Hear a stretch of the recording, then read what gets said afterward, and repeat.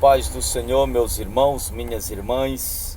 Neste exato momento, eu quero agradecer a Deus por esta oportunidade e, em segundo lugar, louvo a Deus pela tua vida.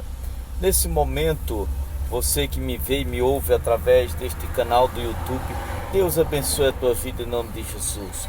Nós iremos ler aqui em 1 Reis, capítulo 17 e versículo de número 14, que nos diz assim, que nos diz aqui as Sagradas Escrituras: porque assim diz o Senhor Deus de Israel: a farinha da tua panela não se acabará, e o azeite da tua botija não faltará, até ao dia em que o Senhor fizer chover sobre a terra.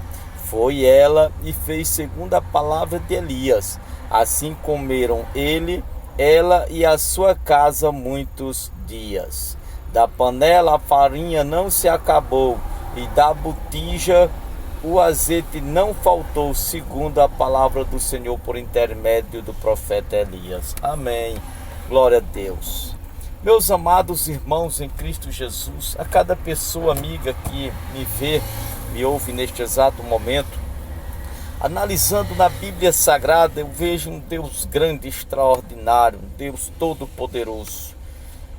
Olhando desde o Antigo Testamento, Novo Testamento, de Gênesis a Apocalipse, eu vejo, senhoras e senhores, um Deus que faz grandes coisas, um Deus que transforma tragédias em bênçãos, um Deus que transforma tristeza em alegria, de um Deus que transforma a escassez em fartura, abundância, de um Deus que faz do tempo de crise um tempo de bênção na tua vida, de um Deus que transforma o caos, aquilo que é caótico, Deus transforma em vida. Louvado seja Deus.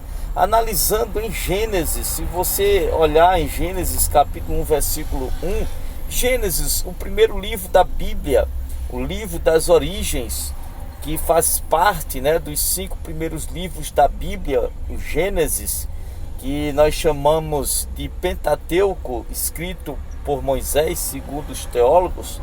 Eu vejo, senhoras e senhores, que a Bíblia diz que a terra estava sem forma e vazia, havia trevas na face do abismo. Sabe o que era que acontecia?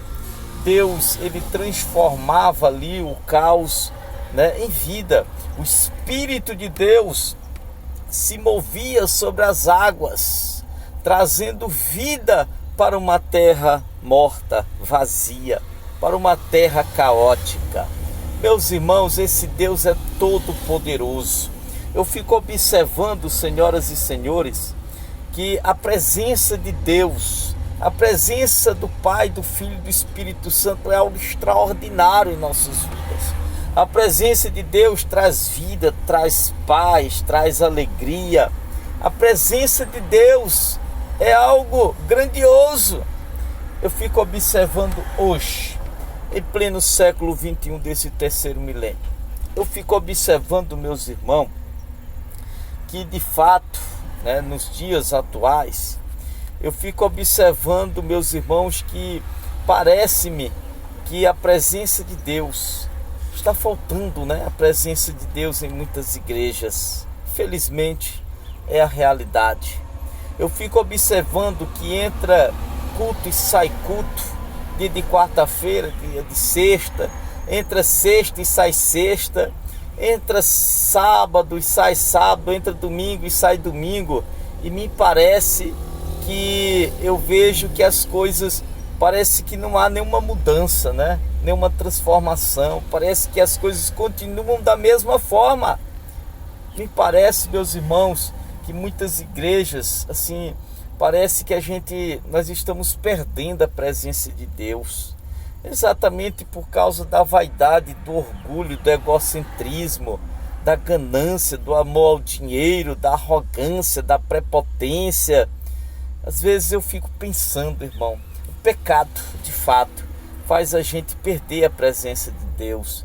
Eu fico observando, amados irmãos, que muitas igrejas parece-me, digamos, como o vale de ossos secos. Lá em Ezequiel capítulo 37, o Senhor Deus levou Ezequiel no meio de um vale de ossos secos, sequíssimos.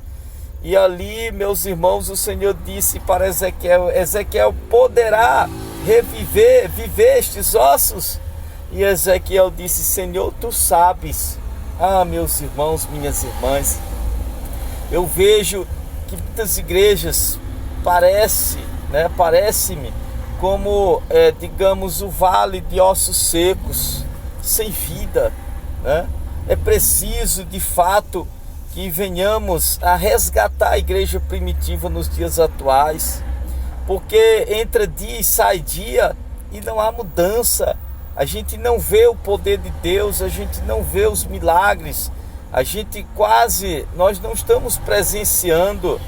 Meu Deus do céu, isso é preocupante. É preciso a igreja clamar, buscar a presença de Deus, colocar o rosto no pó, o joelho no chão. É preciso a gente profetizar, como profetizou Ezequiel lá no vale de ossos secos, para que aqueles ossos secos, sequíssimos, viessem a ter vida, reviver. Meu Deus, meus irmãos, é preciso a gente buscar a face de Deus. A gente vê nas redes sociais muitas coisas absurdas de pessoas dizendo que de pessoas que dizem que estão tendo visão, revelação, e na verdade não há visão, não há revelação. Muitas pessoas querendo colocar o Espírito Santo de Deus na parede, querendo forçar a barra. Pessoas que vivem de fato assim no sensacionalismo, no emocionalismo, dentro de muitas igrejas, e na verdade não há presença de Deus, infelizmente. É mais o sensacionalismo, é mais, digamos assim, o emocionalismo. É preciso a gente buscar de fato a presença de Deus, é preciso a gente clamar a Deus, profetizar a Deus, para que o Senhor venha derramar da sua glória em nosso meio. Irmão, a presença de Deus é algo extraordinário na nossa vida. Eu fico observando, senhoras e senhores, eu fico analisando a presença de Deus. É algo marcante. Sem a presença de Deus, nós não somos nada.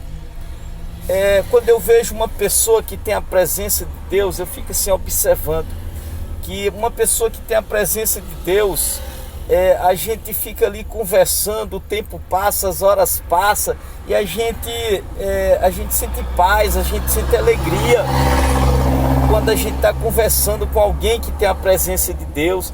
A gente nem observa o tempo, as horas passam que a gente nem vê. Agora, uma pessoa que não tem a presença de Deus é uma pessoa vazia, né? Uma pessoa assim, sem a graça de Deus. É muito triste. Perder a presença de Deus é uma das piores coisas que pode acontecer. A pessoa que não tem a presença de Deus, ele só sabe reclamar, ele só sabe ser maldizente, reclamante. Meu Deus do céu, é uma coisa terrível. Irmão, a presença de Deus é tudo que nós precisamos. Quando eu olho no Antigo Testamento, a presença de Deus através da Arca da Aliança, Deus, ele fazia coisas extraordinárias. Hoje nós não temos a Arca da Aliança, mas nós temos a presença de Deus através do Espírito Santo. É preciso a gente clamar a presença do Espírito Santo de Deus em nossas vidas, porque a presença de Deus, a presença do Espírito Santo é que nos traz força para vencer. Louvado seja Deus. Eu fico observando, meus irmãos, que a presença de Deus faz com que eu e você venhamos abençoar vidas, pessoas. Olha aqui nas Sagradas Escrituras, quando o profeta Elias foi na casa dessa viúva, meus irmãos, de Sarepta de Sidom, ela só tinha um pouquinho de farinha, um pouquinho de azeite para fazer um bolo e comer com seu filho e morrer, digamos assim. Era o que tinha essa viúva. Ela praticamente ali desesperada, sem saber o que fazer. Mas quando o profeta Elias chega na casa daquela mulher, Elias profetiza na vida daquela mulher prosperidade e abundância. Elias profetizou dizendo que a farinha da panela e o azeite da botija não faltará. Louvado seja Deus. E foi o que aconteceu, meus irmãos. Aquela mulher estava desesperada. Ela comeria ali aquele pão e morreria. Mas ela creu no profeta de Deus e o Senhor fez um milagre na casa dela. Irmão, a presença de Deus faz a gente abençoar vidas, faz a gente abençoar pessoas, faz a gente levar uma palavra, faz a gente profetizar na casa de alguém. É isso que Deus quer fazer desses últimos dias da igreja aqui na terra. Ah, meus irmãos, quando eu olho nas Sagradas Escrituras, eu vejo Deus abençoando uma viúva, que o seu esposo morreu e deixou uma dívida. Agora os cobradores foram na casa dela para poder levar seus 2 filhos. O marido deixou uma dívida, mas a Bíblia diz que o profeta Eliseu foi na casa daquela viúva, meus irmãos, e profetizou. Aleluia. Aquela viúva, ela procurou o profeta Eliseu. A Bíblia diz que ela estava desesperada, mas ela procurou o profeta Eliseu. E Eliseu, meus irmãos, ele profetizou o milagre na vida daquela mulher. E aquela mulher, ela recebeu o milagre da multiplicação. Ela só tinha uma pequena botija de azeite, era o que ela tinha.